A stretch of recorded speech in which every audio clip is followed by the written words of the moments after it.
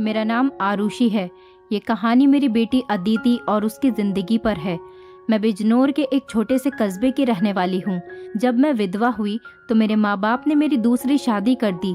एक ऐसे व्यक्ति से कर दी जिसका पहले से ही एक बेटा था और मेरे पास भी एक बेटी थी।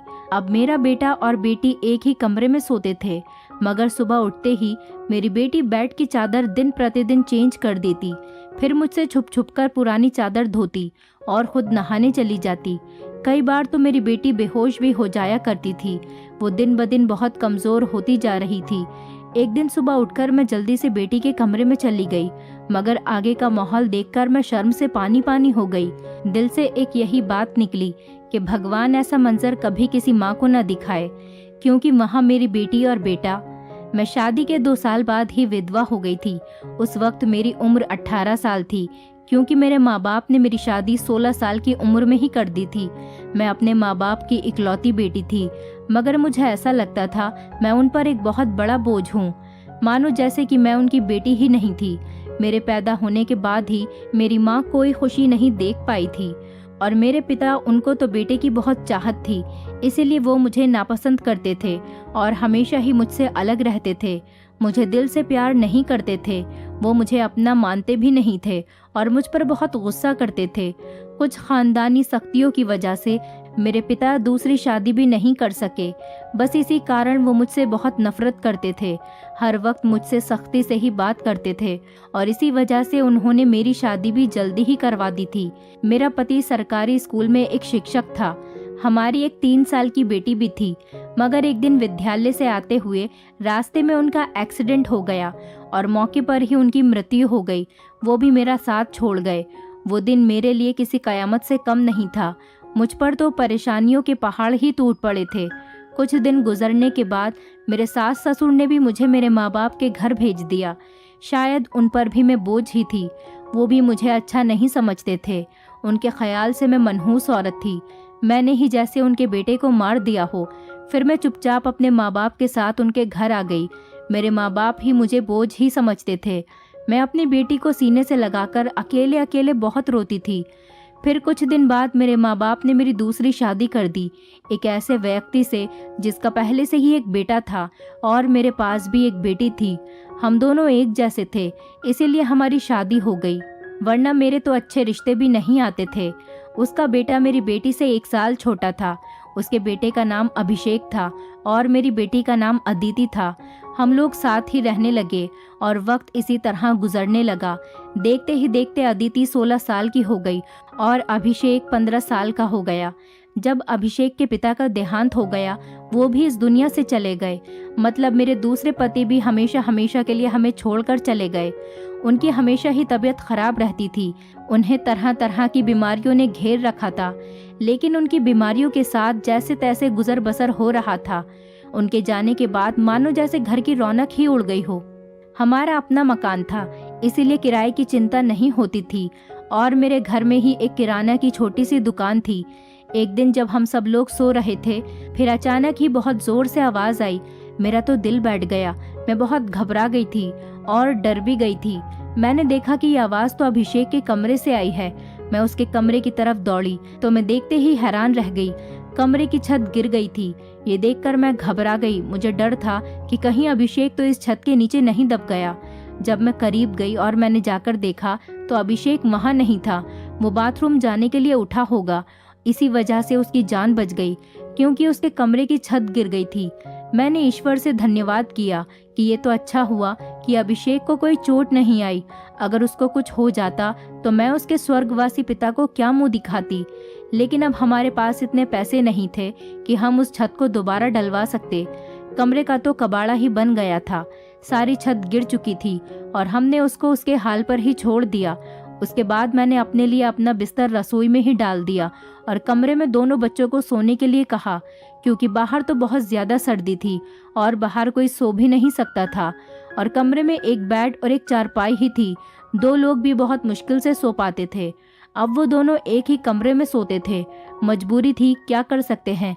एक कमरे में तो दुकान थी और मेरे पति ने घर में 3 ही तो कमरे बनवाए थे। यूँ तो हम 3 लोगों के हिसाब से कमरे ठीक थे, लेकिन एक कमरा दुकान के लिए भी तो ज़रूरी था। अब मजबूरी थी, क्या कर सकते थे, गुजारा तो करना ही था। एक दिन मेरा बेटा बेटी के कमरे में सोया तो सुबह सुबह कुछ ऐसा हुआ कि मैं चकित रह गई। अभिषेक तो सवेरे उठकर नाश्ता करने भी बैठ गया था, जबकि अदिति अभी तक सो रही थी। वो तो इतनी देर तक नहीं सोती थी, लेकिन आज वो इतनी देर तक क्यों सो रही थी? उसकी आदत थी कि वो सुबह जल्दी उठ जाया करती थी। मैंने उसको आवाज़ भी दी तो वो उठ नहीं रही थी। थोड़ी देर के बाद मैंने उसके कमरे में जाकर उसको देखा तो पता चला कि वो बेहोश हो चुकी थी। मैं बुरी तरह से घबरा गई थी कि उसको क्या हो गया। मैंने फौरन ही अभिषेक को बोला कि पास के ही डॉक्टर को घर बुला लाओ। डॉक्टर घर पर आया तो डॉक्टर ने कहा कि ये बेहोश हो गई है, लड़की काफ़ी कमज़ोर है, खून की भी कमी है, कोई भारी काम इससे मत करवाना, बस आराम ही करवाना, फल अच्छा खाना वगैरह खिलाइए, ठीक हो जाएगी। जब अदिति को होश आया तो मैं उसके पास गई और मैंने उससे पूछा कि तुम्हें क्या हो गया था। तो वो कहने लगी कि बस ऐसे ही बैठे बैठे मुझे चक्कर आने लगे थे और मैं बेहोश हो गई थी। मैंने अपनी बेटी को कहा कि तुम आराम करो, मैं तुम्हारे लिए नाश्ता बनाकर लाती हूँ। जब मैं नाश्ता लेकर आई और मैंने आकर देखा, वो अपने कमरे में नहीं थी और कमरे के बिस्तर पर चादर भी नहीं थी। मैंने बाहर जाकर उसको देखा तो वो उसी चादर को बैठकर धो रही थी। मैंने उससे पूछा, तुम ये चादर क्यों धो रही हो? तुम्हारी तो तबीयत ठीक नहीं है, डॉक्टर ने तुम्हें आराम करने के लिए कहा है। मैं उस पर बहुत चिल्लाई और कहा कि यहाँ से उठो, अपने कमरे में जाओ और नाश्ता करो, कुछ खाओ पियो, तभी तो ठीक हो जाओगी। उसने कहा, नहीं नहीं, मुझे ये चादर ज़रूर धोनी है, बिस्तर पर बिछाने के लिए हमारे घर में एक ही तो चादर है। मैंने कहा कि अचानक से ये चादर धोने का भूत तुम्हारे सर पर क्यों सवार हो गया है? इतनी तो चादर गंदी नहीं थी जो तुम उसको धोने के लिए बैठ गई। छोड़ दो इसे, मैं खुद इस चादर को धो दूंगी, उठो यहाँ से। उसने मेरी बात नहीं मानी और चादर को छत पर सुखाने के लिए चली गई। उसके बाद ही उसने नाश्ता किया। फिर थोड़ी देर के लिए वो सो गई और अभिषेक भी काम पर जा चुका था। उसको सिर्फ मैंने हाई स्कूल तक ही पढ़ाई करवाई थी और वो एक कपड़े की दुकान पर काम करता था। वो बहुत ही मेहनती था। घर वाली दुकान तो मैं खुद ही चला लिया करती थी। वैसे भी उस दुकान में ज़्यादातर बच्चे ही आते थे। दिन इसी तरह से गुजर गया। उस दिन अभिषेक ने मुझसे कहा, आज मैं खाना खाकर आया हूँ। वो देर से आया था और अदिति भी पहले से ही कमरे में सो चुकी थी। वो भी जाकर कमरे में सो गया। मैंने भी रसोई में अपनी चारपाई डाल रखी थी। जगह बदलने की वजह से मुझे नींद नहीं आ रही थी। मैं अपने पति को याद ही कर रही थी। दूसरा पति मेरा बहुत अच्छा था, मेरा बहुत ख्याल रखता था। उसने कभी भी मुझे पहली शादी का ताना नहीं दिया था और मेरी बेटी को वो हमेशा अपनी ही बेटी समझता था। और मैंने भी अभिषेक को कभी नहीं बताया था कि वो मेरा सौतेला बेटा है। उसने भी मुझसे अपने हिस्से का प्यार ले लिया था। वो मुझे सगी माँ से भी ज़्यादा प्यार करता था और मेरा कहना भी मानता था। वो उस घर में अकेला ही मर्द था। वो हमारा इकलौता ही सहारा था, वरना हम दो औरतें कहाँ जाती। काम भी अच्छे तरीके से कर रहा था। मैंने उससे कहा भी था कि वो आगे की पढ़ाई प्राइवेट पढ़ ले, क्योंकि अगर उसके पास कोई अच्छी डिग्री होगी तो नौकरी भी अच्छी मिल जाएगी। वो मेरी बात मान लेता था। सुबह सुबह फिर से कुछ ऐसा हुआ कि मैं हैरान रह गई। अदिति फिर से बेहोश हो चुकी थी और इस बार तो उसकी शक्ल देखकर लग रहा था जैसे उसके जिस्म का सारा खून ही खींच लिया गया हो। वो बिल्कुल पीली पड़ गई थी।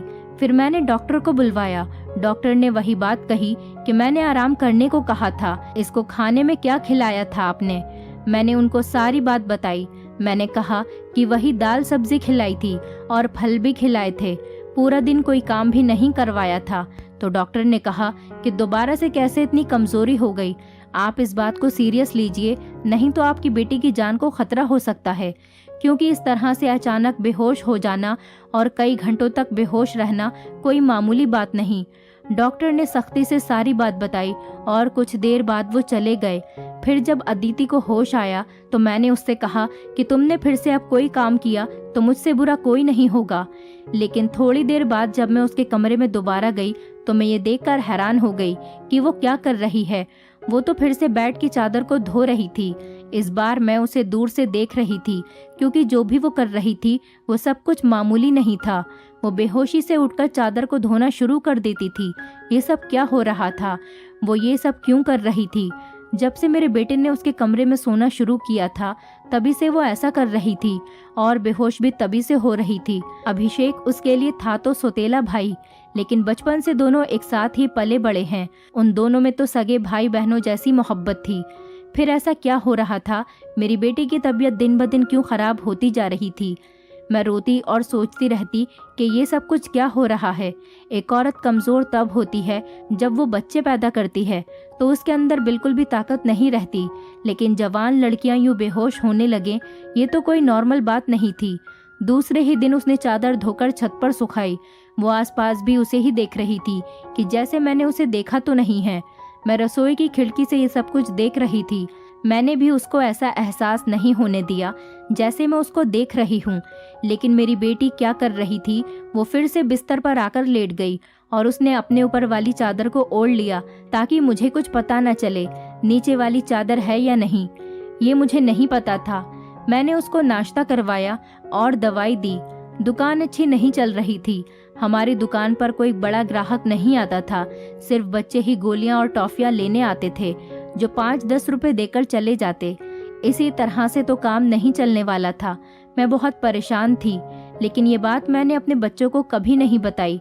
अभिषेक को भी कुछ नहीं बताया क्योंकि वो पहले से ही नौकरी कर रहा था। अब अगर ऐसे में ये बात बता देती तो वो और भी ज्यादा परेशान हो जाता। लेकिन मैं खुद बहुत परेशान हो गई थी। ऊपर से डॉक्टर ने कहा था बेटी को अच्छी चीजें खिलाओ, लेकिन घर में तो दाल रोटी के भी पूरे पैसे नहीं हो रहे थे। घर का खर्चा करना बहुत मुश्किल हो रहा था। लेकिन एक दिन कुछ बहुत ही अजीब हुआ। मैंने अपने बेटे अभिषेक और अदिति को कुछ ऐसी बातें करते हुए सुना जिनकी मुझे बिल्कुल भी समझ नहीं आई। मेरे बेटे ने कहा, ये तुमने तो अभी से ही अपनी तबीयत खराब कर ली है, इस तरह तो नहीं चलेगा। अगर तुम्हें इतनी परेशानी हो रही है तो फिर हम ये सब नहीं कर सकते। मेरी बेटी ने कहा कि नहीं, मुझे ये काम करना है। इसी तरह के मौके बार बार नहीं मिलते हैं और मुझे क्या पता था कि मेरे साथ ये सब कुछ हो जाएगा। मुझे तो पता ही नहीं था कि मेरे अंदर इतनी भी ताकत नहीं है। मेरे बेटे ने कहा कि अब तो तुम्हें पता है ना, मैं तुम्हारी जिंदगी को दांव पर नहीं लगा सकता। तो मेरी बेटी का कहना था कि नहीं, सिर्फ 2-4 हफ्तों की बात है, उसके बाद ये मौका नहीं मिलेगा। ये सब क्या हो रहा था? मुझे कुछ समझ नहीं आ रहा था। ये दोनों क्या बातें कर रहे हैं? एक दिन तो मैंने कुछ ऐसा देखा जिसको देखकर मैं दंग रह गई। सुबह सुबह ही मेरी बेटी ने चादर को फिर से धोकर छत पर सुखा दिया और वो एक तरफ खड़ी होकर उल्टी कर रही थी। मैंने कहा कि क्या हो गया है तुम्हें? वो घबरा गई और कहने लगी कि अचानक से मेरा दिल खराब हो गया। मैंने कहा, क्या मतलब है इस बात का कि दिल खराब हो गया तुम्हारा? क्या खा रही हो तुम ऐसा, और चादर को बार बार क्यों धोती हो? क्या छुपा रही हो मुझसे? अगर मुझे पता चला कि तुमने कोई ऐसी वैसी हरकत की है जिससे मेरी और तुम्हारे बाप की इज्जत दांव पर लग गई तो मैं तुम्हें कभी माफ नहीं करूंगी। मेरी बेटी हैरान हो गई। उसने कहा, माँ, आप किस तरह की बातें कर रही हैं? ऐसा कुछ नहीं है जैसा आप सोच रही हैं। लगता है आज आपने कोई फिल्म देखी है या किसी ने आपके कान मेरे खिलाफ भर दिए हैं जो आप इस तरह की बातें कर रही हैं। मैं ऐसा क्यों करूंगी? और अगर मैंने इस चादर को धो दिया है तो क्या हो गया? चादर गंदी हो गई थी, बस इसीलिए धो दिया। आपको तो पता है कि कई दिन से मेरी तबीयत खराब है, तो दवाई खाने की वजह से मेरे पेट में भी खराबी हो रही है। अगर मुझे उल्टी आ गई तो इसका और कोई मतलब नहीं है। मेरी बेटी मुझसे इस तरह से बात कर रही थी। मैंने उसके मुंह पर थप्पड़ दे मारा और वो जमीन पर गिर गई।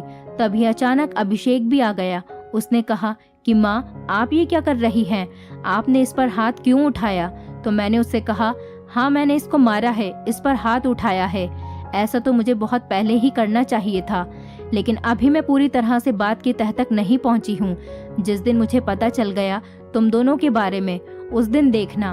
अब मुझे खुद पता नहीं था कि मुझे क्या हो गया था। मेरे दिल में जो बात आ रही थी मैं वही बोलती जा रही थी, जो कि मुझे इस तरह नहीं करना चाहिए था। रात को अचानक मेरी आंख खुली और मैंने देखा कि मेरे बच्चों के कमरे की लाइट जल रही थी। उस वक्त वो क्या कर रहे थे? उनको तो इस समय सो जाना चाहिए था और मुझसे तो शाम को कह रहे थे कि आज हम जल्दी सो जाएंगे। मैं जब कमरे के करीब गई तो वो ना सिर्फ जाग रहे थे बल्कि बातें भी कर रहे थे। किसी बात पर बहुत ज्यादा खुश हो रहे थे। मेरा बेटा कह रहा था कि तुम बहुत खुशकिस्मत हो। तो बेटी कहने लगी कि हाँ, खुशकिस्मत तो मैं हूँ, लेकिन अभी कल फिर से जब मेरी तबीयत खराब होगी तो माँ मुझे देखकर बहुत परेशान हो जाएंगी। कब तक ऐसा झूठ बोलेंगे? बेटा बोला, बस कुछ दिन और कर लेते हैं, फिर सब कुछ ठीक हो जाएगा। मैं उनकी बातें सुनकर हैरान रह गई। आज मुझसे रहा नहीं गया। मैंने कमरे के दरवाजे को खोलने की कोशिश की तो मैं हैरान रह गई। उन्होंने दरवाजे को अंदर से बंद क्यों किया था? क्या वजह थी दरवाज़ा अंदर से बंद करने की?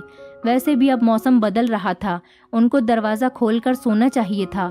मैंने दरवाजे पर बार बार दस्तक देना शुरू कर दिया, लेकिन इस तरह से दस्तक देने के बावजूद भी उन लोगों ने दरवाज़ा खोलने में आधा घंटा लगा दिया।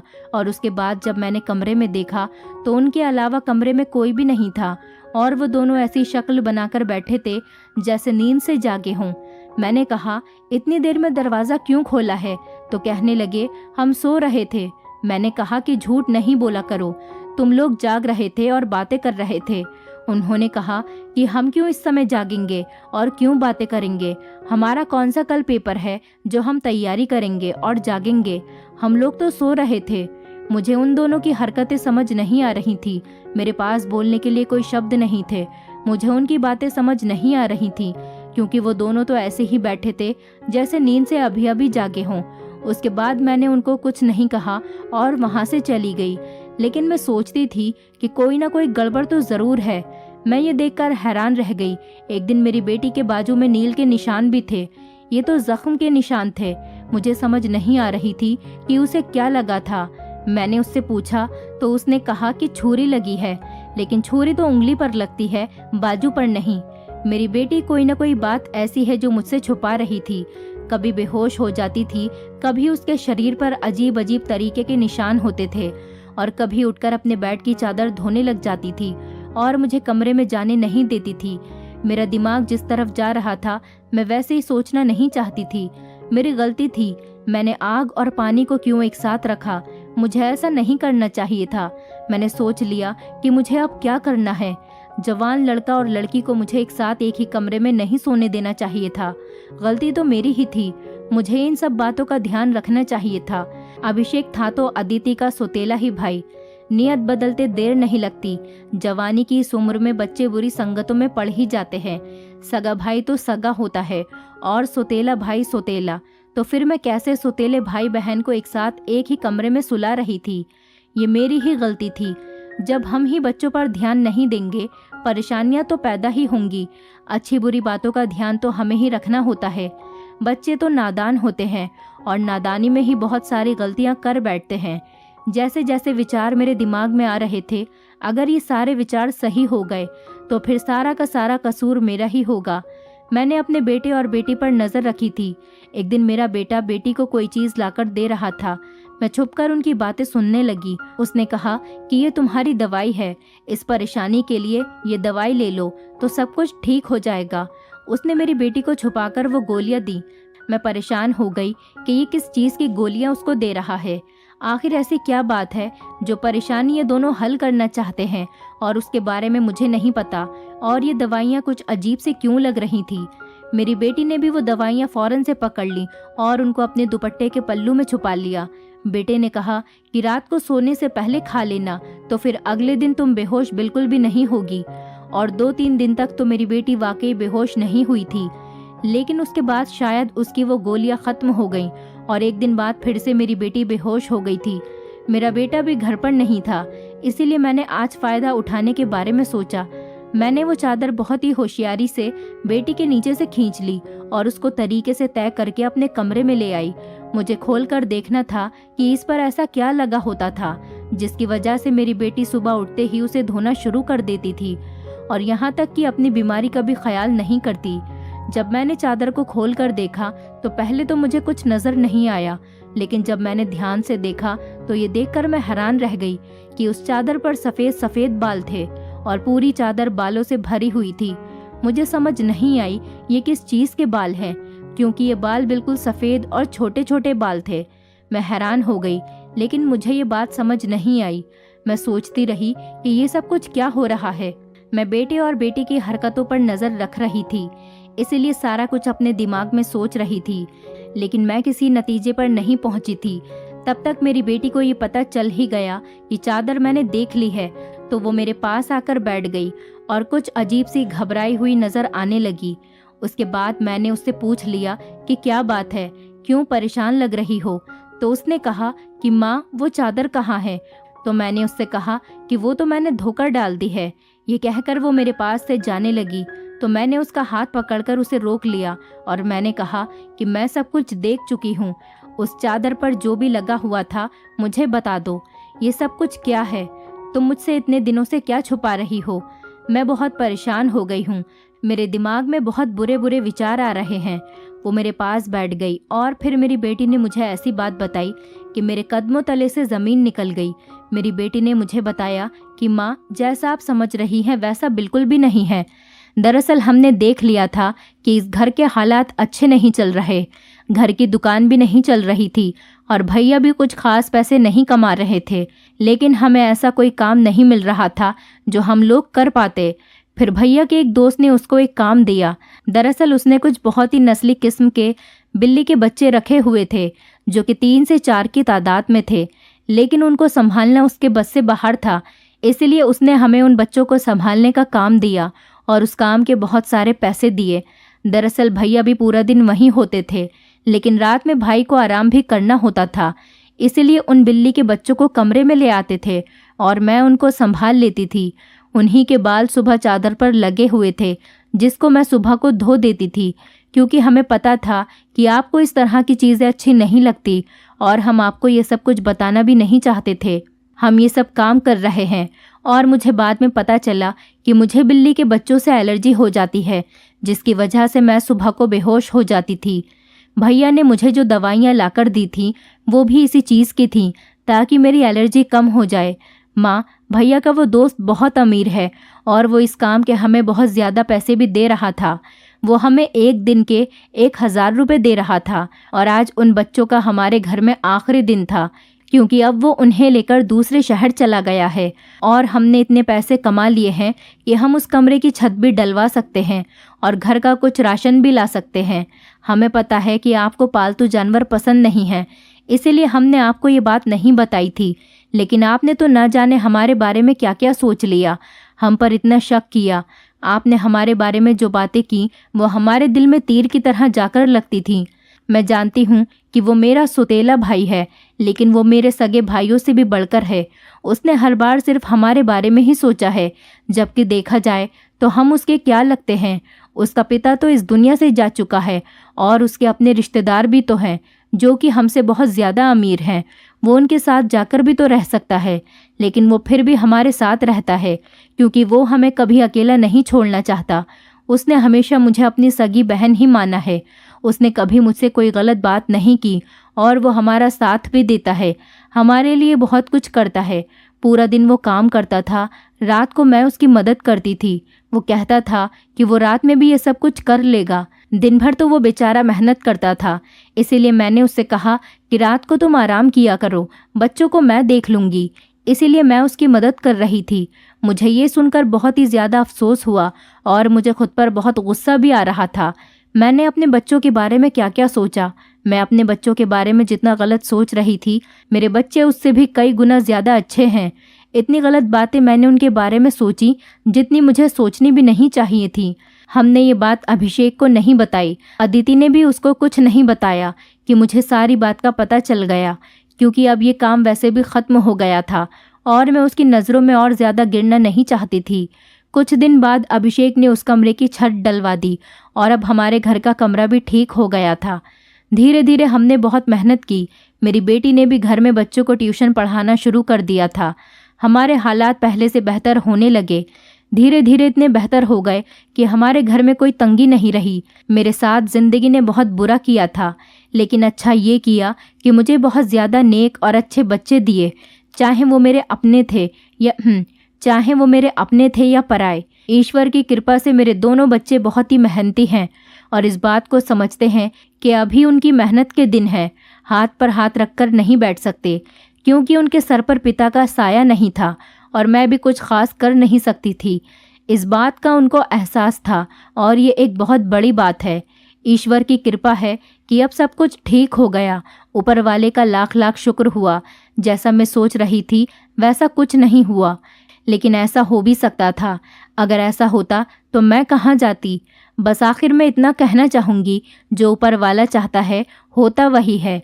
मेरे बच्चे बहुत समझदार हैं और उनके दिल में कोई ऐसी बात नहीं है, लेकिन फिर भी मैं ऐसी माँओं को नसीहत करूँगी, बच्चों के साथ के इस मामले में थोड़ी एहतियात ज़रूर करें और वो गलती ना करें जो मैंने अपने बच्चों के साथ की है।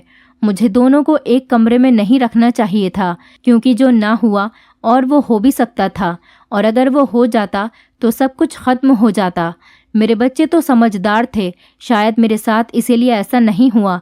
अपने बच्चों का ध्यान रखें, उनकी ज़िंदगी पर भी ध्यान रखें और वो कब क्या कर रहे हैं इस बारे में पूरी जानकारी रखें, और बच्चों पर प्यार करने के साथ साथ थोड़ी सख्ती भी रखें, और वो क्या गलती कर रहे हैं क्या नहीं, इन सब बातों के बारे में उनसे जानकारी लेते रहें। और इस बात का ध्यान रखें, जब बच्चे जवान हो जाएं तो उनका बिस्तर अलग कर देना चाहिए। आपसे भी यही सब कहूँगी कि अपने बच्चों का ध्यान रखें। दोस्तों, उम्मीद करती हूँ आपको हमारी कहानी पसंद आई होगी। कहानी पसंद आई है तो वीडियो को लाइक करें, चैनल पर नए हैं तो चैनल को सब्सक्राइब करें, और हाँ, नोटिफिकेशन बेल को ज़रूर दबाएं ताकि अगली अपडेट सबसे पहले आपको मिले।